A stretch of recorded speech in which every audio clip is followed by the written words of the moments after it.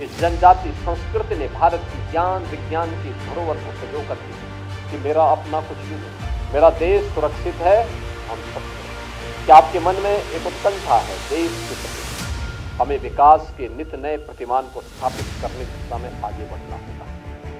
आज देश की भारत 5वीं बड़ी अर्थव्यवस्था के रूप में उभरा है। महाकुंभ के आयोजन में 40 करोड़ लोग आएंगे। सब कुछ काम अपने आप ऑटो मोड पर चलता हुआ दिखाई दे रहा है, क्योंकि लोग स्वतःस्फूर्त भाव के साथ उस कार्यक्रम के साथ जुड़ रहे हैं। जहां एक और भारत आज दुनिया की एक बड़ी ताकत बन रहा है, वहीं देश के सामने चुनौती भी है। याद करिए, पिछले 10 वर्ष में प्रधानमंत्री मोदी जी के अथक प्रयास के परिणाम स्वरूप हम सब आज देश की भारत 5वीं बड़ी अर्थव्यवस्था के रूप में उभरा है। अगले 3 वर्ष के अंदर भारत दुनिया की तीसरी बड़ी अर्थव्यवस्था बनने वाला है। पर भारत का तीसरी बड़ी अर्थव्यवस्था बनने का मतलब हर व्यक्ति की आय में वृद्धि होगी, रोजगार का अधिक से अधिक सृजन होगा, विकास के बड़े बड़े कार्य होंगे, इंफ्रास्ट्रक्चर के लिए, एजुकेशनल के क्षेत्र में, रोजगार के क्षेत्र में, निवेश के लिए ये अनेक कार्यक्रम होने जा रहे हैं। और इन कार्यक्रमों को जुड़ने का अवसर युवाओं को प्राप्त होगा। मुझे तो बहुत अच्छा लगा कि जिन 5 युवाओं ने आज यहां पे इस इंटरेक्शन में भाग लिया और जिस जनजातीय संस्कृति से जुड़ी हुई कला का प्रदर्शन यहां पर किया गया, अपनी परंपरा, अपनी लोक गाथा, अपनी परंपरा को यहां पर कितने शानदार तरीके से प्रस्तुत किया गया।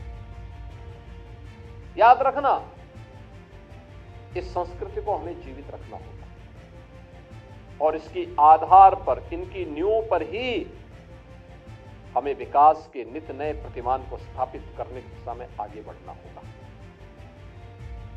इसके लिए केंद्र और राज्य सरकारें अपने अपने यहां म्यूजियम बना रही है। और ये देश का सौभाग्य है कि स्वतंत्र भारत में पहली बार भारत के सर्वोच्च संवैधानिक पद पर एक जनजातीय महिला राष्ट्रपति के रूप में विराजमान होकर के जनजातीय गौरव और भारत के गौरव को एक नई ऊंचाई तक पहुंचाने में अपना योगदान दे रही है। उन स्थितियों में आपका उत्तर प्रदेश में आगमन हुआ है। उत्तर प्रदेश का आपका यह आगमन उत्तर प्रदेश को देखने, नजदीक से समझने का एक अवसर भी आपको प्राप्त करेगा, प्रदान करेगा। और मुझे अच्छा लगा कि आपके मन में एक उत्कंठा है देश के प्रति, अपने समाज के प्रति, अपनी संस्कृति के प्रति। और याद रखना, जीवन में आगे बढ़ने का और स्वयं के उज्जवल भविष्य के लिए और आने वाली पीढ़ी के उज्जवल भविष्य के लिए हमारे सामने एक ही मंत्र होना चाहिए, और वह है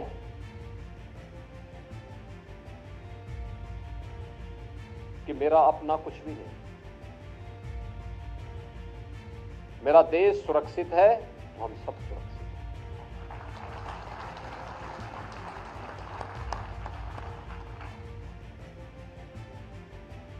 उपासना विधि का अंतर हो सकता है,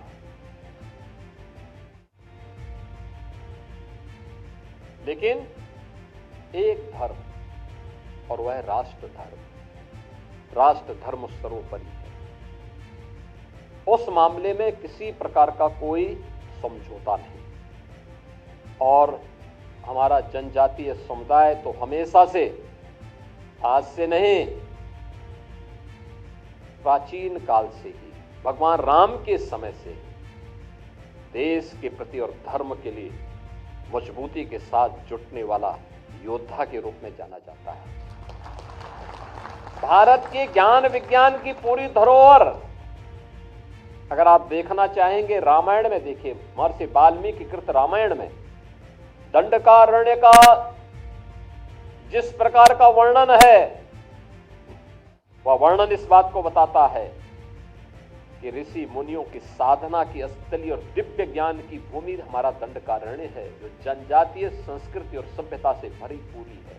झारखंड और उड़ीसा से लेकर के और सुदूर आपके महाराष्ट्र तक पूरा विस्तृत भूभाग है, जिस भूभाग में इस जनजाति संस्कृति ने भारत की ज्ञान विज्ञान की धरोहर को सजो करके विपरीत परिस्थितियों में उसको आगे बढ़ाने का काम किया, उसका संरक्षण किया।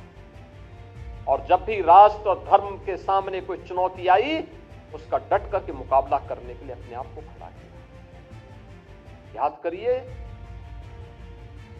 वहां की सभ्यता और संस्कृति। भगवान राम के वनवास काल में जब उनके सामने चुनौती आई,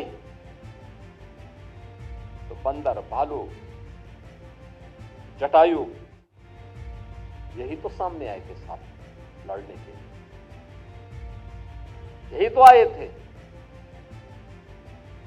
इन्हीं लोगों ने मिलकर के उस समय धर्म की स्थापना के लिए, देश के लिए अपना सर्वस्व न्यौछावर करने के लिए भगवान राम की सेना का हिस्सा बनकर के समुद्र में भी 100 योजन का सेतु बंध का निर्माण करने का जो असंभव कार्य था वह भी संभव कर दिया।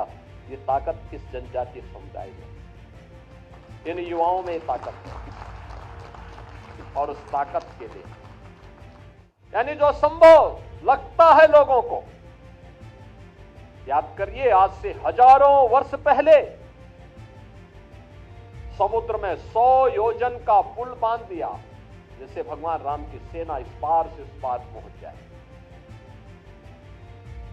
ये साधना यही है, इस साधना की सिद्धि वही है। परिणाम आप सबके सामने है, और उसी संस्कार से जुड़ने के लिए आपका लखनऊ आगमन हुआ है, भगवान राम की भूमि पर आगमन हुआ है। मुझे बहुत अच्छा लगा जब मुझे सिसोदिया जी की तरफ से एक आमंत्रण मिला, तो मेरे यहां कार्यक्रम लगे हुए थे, लेकिन मैंने कहा भी एक पौन घंटे का एक समय इसी में से निकालो, और यहां पर आप आए हैं। मुझे बहुत अच्छा लगा आप सबसे मिल करके। मैं इसके लिए नेहरू युवा केंद्र के सभी पदाधिकारियों को जो इस कार्यक्रम के साथ लगे हुए हैं उनको धन्यवाद देता हूं, और उनसे इस बारे में भी कहूंगा कि इन लोगों को लखनऊ को थोड़ा घुमाइए, विधानसभा घुमाइए, मेट्रो में एक बार इनको लेके जाइए, कोई समस्या होगी आप बताइए। ये लोग थोड़ा देखें विकास कैसे हो रहा, मोदी जी के नेतृत्व में विकास कैसे हो रहा, सड़कें चौड़ी और कैसे होनी चाहिए, स्वच्छता कैसे होनी चाहिए। देखिए आप, स्वच्छता का जीवन में कितना भारी महत्व होता है। याद रखना, अगर हम स्वच्छता पर ध्यान दें, अपने इर्द गिर्द कहीं भी गंदगी नहीं होने देंगे, वृक्षारोपण और प्रकृति के जितने अधिक नजदीक रहेंगे उतने ही स्वस्थ रहेंगे, बीमारी हमसे दूर भागेगी। और उसके लिए स्वच्छ भारत मिशन प्रधानमंत्री मोदी जी की